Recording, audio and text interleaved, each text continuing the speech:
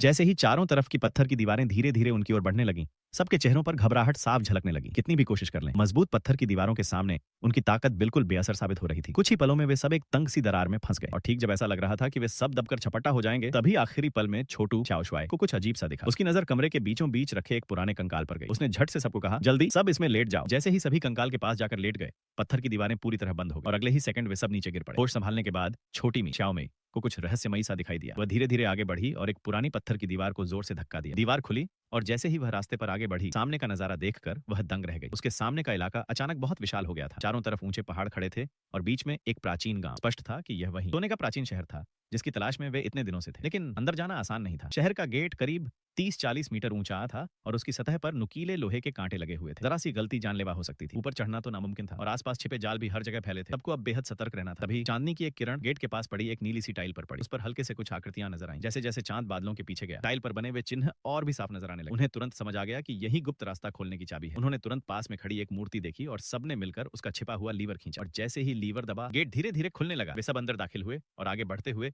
एक सीलबंद मकबरे में पहुंच गए। छोटी मी ने एक बंदर को ऊपर भेजा और टॉर्च की मदद से कमरे के हर कोने पर रोशनी डालने लगी। इसका मकसद था सूरज की रोशनी को नकल करना। फिर उनके साथी ने एक पानी से भरे बर्तन से रोशनी को परावर्तित किया और जैसे ही वह किरण उस मकबरे के बड़े पत्थर के दरवाजे पर पड़ी, वो सदियों पुराना दरवाजा खुल गया। सब बेहद उत्साहित हो गए। लेकिन जैसे ही वे अंदर बढ़ने ही वाले थे, अचानक एक विशाल मकड़ी दरवाजे से निकल आई। इसके साथ ही ऊपर लटके लोहे के कांटे धीरे-धीरे नीचे उतरने। अब वे सबकी तरफ तेजी से बढ़ रहे। ये देखकर सबके चेहरों का रंग उड़ गया। क्या आप